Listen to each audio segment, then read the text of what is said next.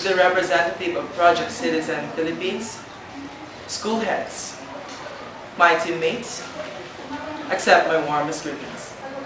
First of all, I'm Roy Allen C. Perez. And I'm Eliza Jane S. Gabriel. And today, we will be pointing out in this project a problem of society that concerns more about youth.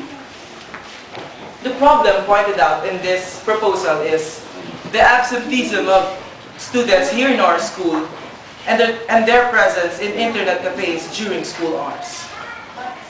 Now, in this modern era, where everything seems to be on our fingertips, we consider computers and other technological gadgets as great intellectual tools. We consider them a great help, not only in our studies, but also in our daily lives. But recently, we are realizing that behind the clouds of advantages are unpleasant side effects. Computer addiction is one of them. With the presence of internet cafes nearby the school vicinity, this will merely be possible to students who seek answers to their curiosity.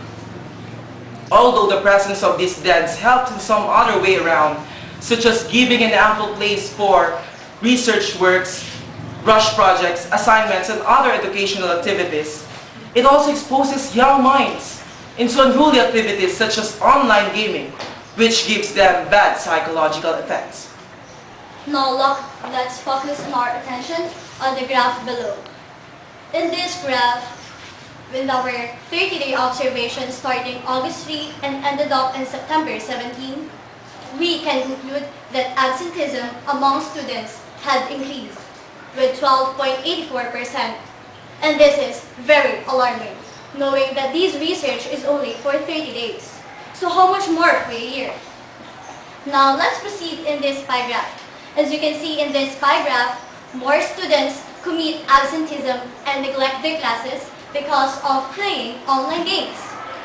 60.02% are computer addicted, 31.44% are bystanders, and 8.54% are excused.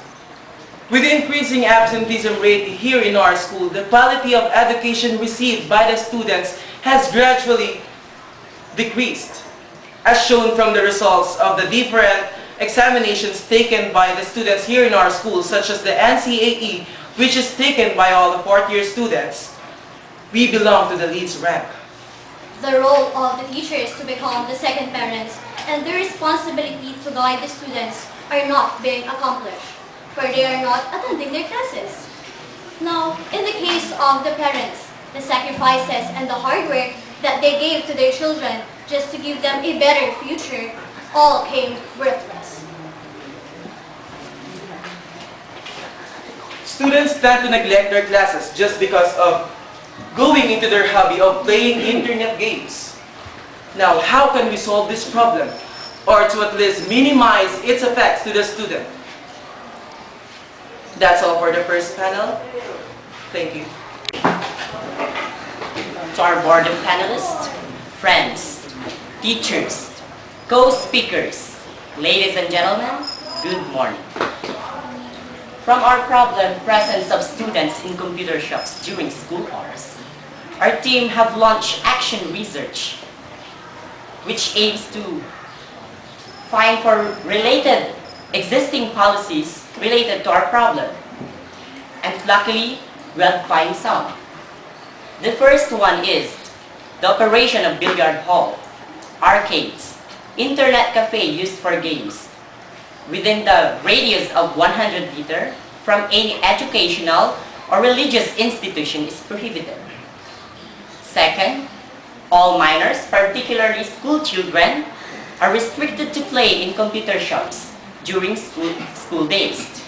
Operators and owners are strictly enjoined to implement this prohibition. Third, minors may be allowed to play in billiard hall, computer shops during weekends, Saturdays and Sundays, starting from 8 a.m. to 8 p.m., subject to the limitations conditions herein provided. Billiard gambling is prohibited. Lastly, the municipality of Bayambang Video Regulatory Board, as may be created under the Office of the Municipal Treasury, shall monitor and screen video games, or to categorize or rate them. And lastly, any violation of these said provisions shall be penalized as follows. First offense, fine of 2,000 pesos or an imprisonment of not more than 4 months. Second offense, fine of 3,000 pesos or an imprisonment of not more than 6 months. Lastly, fine of the third offense, fine of 5,000 pesos or an imprisonment of not more than 12 months. Of course, these existing policies have its advantages and disadvantages. And to finally start with, may I call in my partner? Here are some of the advantages and disadvantages of the existing policies. Let us first discuss the advantages. First, it will lessen the number of absentees in school. Second, students' allowances are spent wisely. Third, students will spend more time inside the classroom.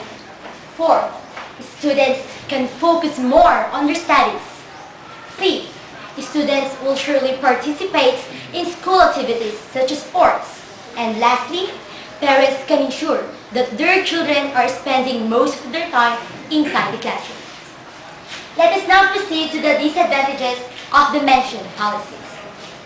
Since these internet cafes and commercial establishments help the students to be ready for information technology career, prohibition of exposing them to these kinds of mediums or tools can be a hindrance to a worldwide communication and to be worldwide competitive. Second, prohibition of school-age children or even high school students to these internet cafes can cause a decrease to computer literacy rate of the Philippines.